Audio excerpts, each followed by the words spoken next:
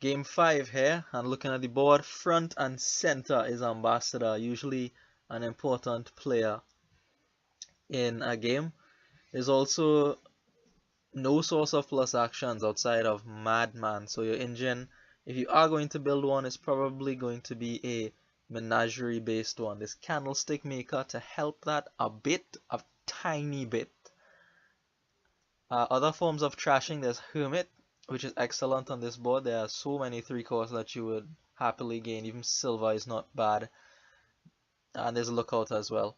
Hermit can also gain silver, which is not bad here because I'm thinking that after you buy your ambassador and chuck some junk at your opponent, you would want to transition into some kind of money thing, maybe with Menagerie in play here. So here I open Ambassador as my opponent does, just to mask my intentions a bit, just to feel out what my opponent is going for. It turns out we're going for the same thing. Both open Ambassador and Hermit. Hermit is so good on this board. Nearly half the board, more than half the board you can gain just with Hermit. So that's excellent.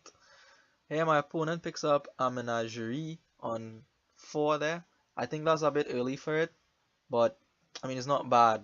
It's not a stop card anyway, is what I'm saying. So here I have a choice of what to gain, and I spent quite a bit of time thinking about this.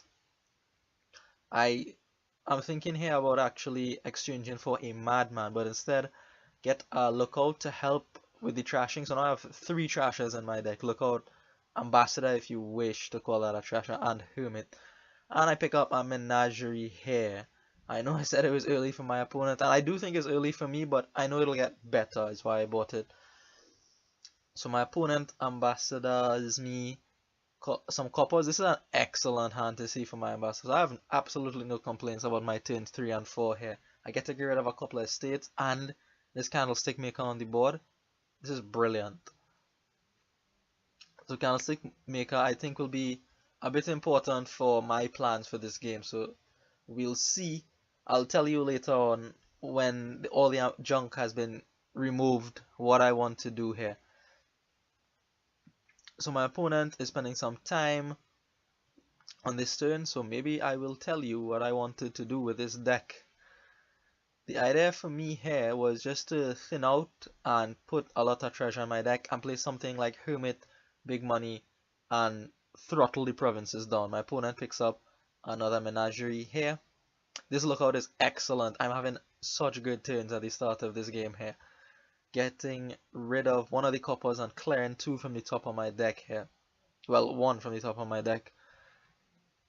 Here I slowly give away these coppers because I'm thinking about whether or not to buy another Candlestick Maker. I decide not to buy the Candlestick Maker and just to get rid of the coppers. Here my opponent is going to give me an estate with the Ambassador, which I have absolutely no problems with. Hermit will get rid of that in 2 twos. My opponent then on 2 picks up a Candlestick Maker. So here this Menagerie does not activate, but it's fine. It'll get me to the end of the deck. Here I'm able to get rid of the estate that was gifted to me by my opponent's Ambassador. And at this point I go for the Madman play. Not really sure why, but usually Madman is a good card. So I regain the Hermit because it's way too valuable to just give up like that, and get a Madman. So here my opponent plays Menagerie and Hermit. The Menagerie did not trigger and buys another Hermit. So a lot of the Hermits have gone and my opponent seems to be trying to do some kind of Madman mega turn here with, I don't know, that's what appears to me right now. There is Storeroom, I see that, but I'm not really sure how far that can get you. So here I spend my coin token to get another Candlestick Maker. So here you see all the Hermits in my opponent's deck and they get rid of their Ambassador here. So it's a clear sign that they're switching over strategies somewhat for this Madman Megaturn type deck here. So I know if I want to stick to my plan, I have to throttle those provinces very hard. And I am in position to do so. I'm not terribly out of shape here. So I get these 2 Candlestick Makers down. There is some thought here of whether to play the Hermit or the Ambassador. I opt for the Hermit at this point. Trashing the Lookout is really not needed at this point, and I will gain now silver with this Hermit. So now I can start to load up my deck with nice juicy treasure cards like silvers and golds. I return these 2 coppers, and this is probably the last time I'll be playing Ambassador for the game. It doesn't make sense to Ambassador curses over to my opponent because they have a pile of hermits that can easily deal with that. So there's really no point to doing the curse giving trick with Ambassador. It's not really a trick. Here I spend my coin tokens and I pick up a menagerie. So here my game plan is, okay, have the menageries draw for a bit, and then I buy provinces, all the while gaining silvers off Hermit and storing up tokens from Candlestick Maker, so that when my deck starts to stall around province number 4 or 5, I can still buy provinces off the Candlestick Maker's tokens on the map. So I have a plan to throttle the provinces here, but we'll see how well I stick to that plan, because I know what is going to happen in this deck. The menageries will soon not draw very well, and the treasure will start to become more and more spread out, especially because they are concentrated amounts like silver and gold. So I won't be able to hit province with solely treasures after about the 4th or the 5th one. So I know what is going to happen. I know exactly what I have to do to counter it. Just build up a stockpile with Candlestick Maker so that it can take me through the game. I pick up a menagerie here and a guide. I want the guide for a little bit of reliability and also just for a little bit of fun experimentation. The guide, you know, sometimes you have these hands where there's 3 green cards and 1 silver and you just weep because you have to pass. Well, guide can fix that. This sounds like an advertisement for guide. Anyway, my opponent goes on with this Hermit exchanging for Madman strategy here, picking up a Candlestick Maker. At this point, really, I'm not sure of how potent this thing is. I think I'm in a fine position. I don't have to worry about anything my opponent does here, but we'll see. So here, I get the 2 Candlestick Makers on, draw through my entire deck, have the guide sitting on the tavern mat, so I am very well placed at this point just to pump money into your deck, and this is what the Hermit can do. It can gain silver every time I play it, which is hopefully every turn. So here I'm thinking a bit about what to gain with the silver here, because I see what my opponent is doing and I'm not sure how to react to it. I get a courtyard because, you know, people say courtyard is good for money, so I buy 1. The 1 I'm okay with, and the guide I'm okay with, but you'll see what I do for the remainder of this game. I pick up a gold here, which is still in accordance with the plan, but very soon you'll see me start to deviate from the plan, and I'm not pleased about it. I'm not pleased how I played this game. I felt like I could have played it better. So here my opponent plays a couple menageries. The Hermit comes out and will presumably be trashed into a Madman. So said, so done. And picks up a Storeroom there with the Hermit. So here I play my Candlestick Maker. Hermit, considering silver here, do pick up silver on 6. Here, I think this is a misplay by me. I should have bought a second gold here because I know what I want to do. Like I said, I've said 2 or 3 times already, I want to have a pile of treasure and go for all 8 provinces, but instead I dip into my bank, which I was trying to create, and buy a province. I think a second gold there would have been the correct play.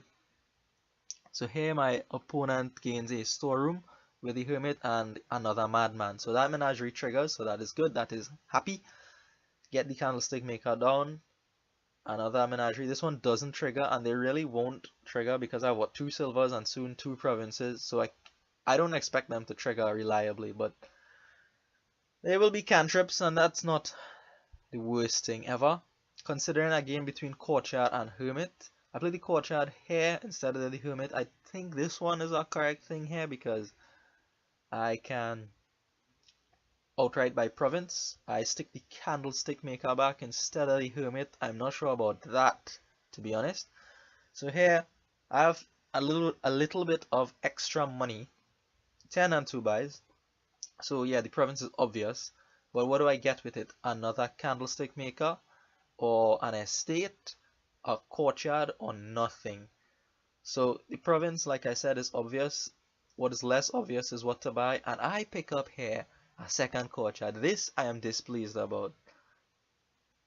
I was thinking, oh, courtyard can put courtyard back, but this is not a courtyard big money deck, so you probably don't want to have two courtyards because it's gonna draw a bunch of things dead like candlestick makers and menageries, not just money.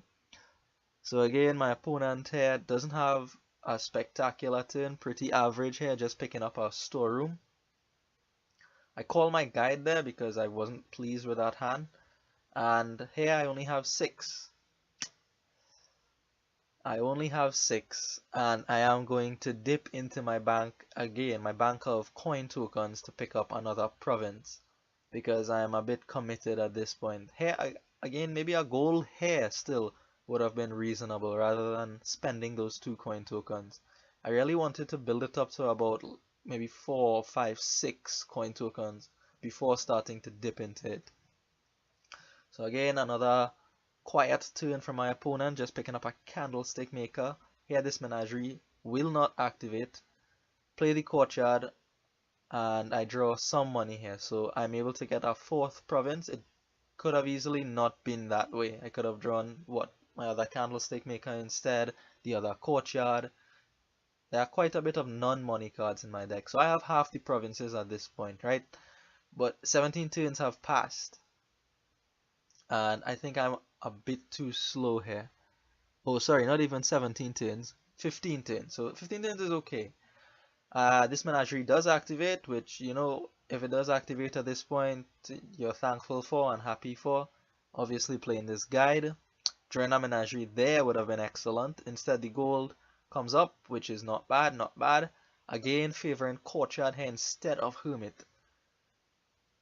You really want to play hermit at least some of the time to get silvers into your deck to, you know, balance that green card density with that yellow card density.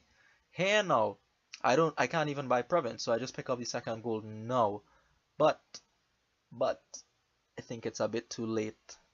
My opponent has what, 5 madmen, and they're just waiting patiently to spring this big madman turn. And they actually don't need a lot to end the game with a win. What, 4 provinces and an estate? It's 26. Madman can draw 26 cards, and with the storeroom and the candlestick makers, it is possible. I call my guide here, not pleased with that hand. Get probably a less pleasant hand, to be honest. Some decision as to what to stick back here. I opt for the menagerie, I believe. There's 3 provinces here, so it's likely that menagerie will activate on the next turn. And with 5, 1 coin token in the back, I can buy a duchy, but I'm just going to pick up a silver instead. Sad turn for me there. So here, I see my opponent spring 2 madmen, and I realize that is the end of the game. And a 3rd one comes out, so that is basically GG here. So in summary, we can talk about this as my opponent just, you know, plays storeroom and gets enough money to do whatever it is they want to do, which is buy 4 provinces and an estate and win. I think I was a bit too slow. I made some poor decisions, I believe, in the middle. By turn 17, I should have more than 4 provinces, given the start that I had. My start was incredible, so I'm not pleased with how I played this. Even if I had 1 more province, it would have been that much more difficult for my opponent. They'd have needed 3 provinces, 4 duchies, and an estate, and that's a lot more money than just $26 here. That's what, 18 and 20, 38, that's 40 coins.